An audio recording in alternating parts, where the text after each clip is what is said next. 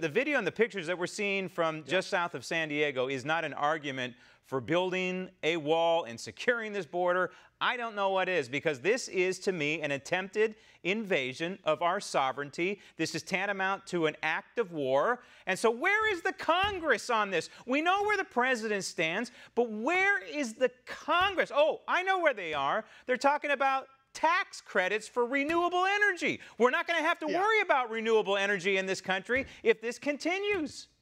Well, remember, Graham, that Congress has, I mean, obviously there's a crisis on the border, and you and I see the crisis, and obviously this means that Congress needs to act. But remember, all of the pressure on this Congress was taken off of them by the federal court, right? Remember, there have been numerous instances in which this presidency, this executive branch, has tried to do things and tried to force deadlines in federal executive branch policy, all designed to get Congress to do its job and pass legislation.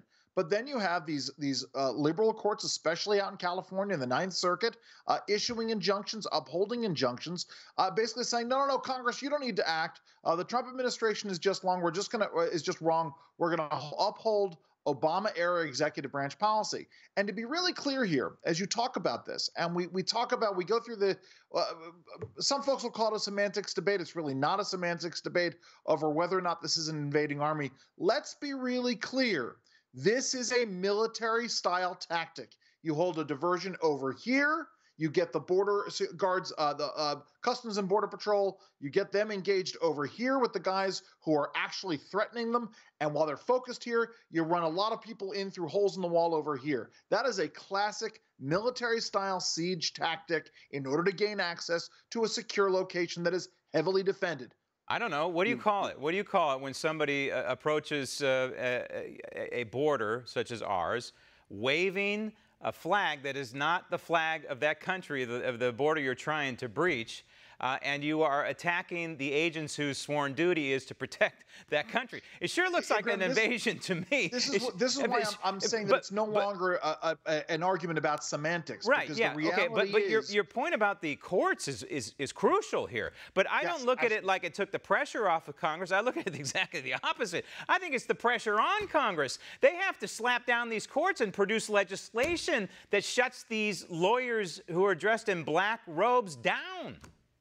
Yes, but see, that's just it, Graham. So long as there is no political consequence for them, and there is no longer any political consequence for them, right? The whole idea behind, let's start with DACA and what the Trump administration was trying to do over deferred action for childhood arrivals, that giving a set deadline was going to force Congress to do something about it so that we could get Congress on record in an election year actually doing something. And then the federal court said, no, you guys don't have to act. We're going to enjoin this. The same thing has happened with President Trump's his various orders on border security here and who's going to be granted asylum. So essentially, the courts have admitted, so the Congress doesn't have any reason to act. You're absolutely correct, though. They have created this crisis, and the reality is, listen, you and I both know Congress is not going to act, and so therefore it is left wholly to the executive branch to do its job. And immigration and national security and customs and border enforcement, that is all firmly within the purview of the executive branch.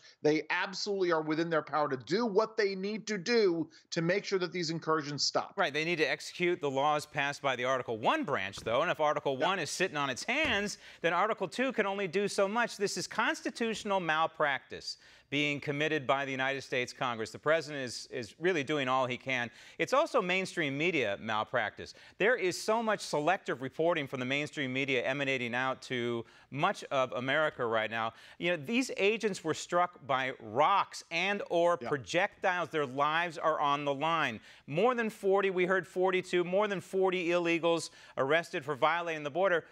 Andrew, that means that they violated our sovereignty, that they got through the porous fence, and the vast majority are not qualifying or not wanting to seek asylum. So that tells us many things. These are warlike conditions. The tear gas had to be used, and I'll tell you why it had to be used. I don't care about the imagery and all this. A message needs to be sent to everyone who's not a U.S. citizen, who's considering violating our border, that, hey, we are serious about this, and we don't want you violating our immigration laws.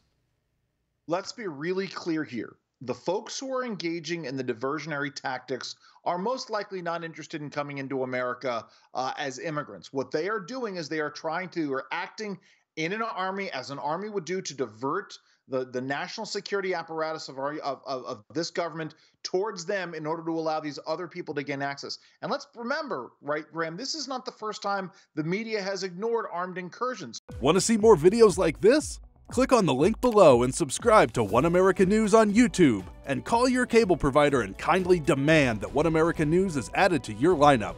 Call and subscribe today.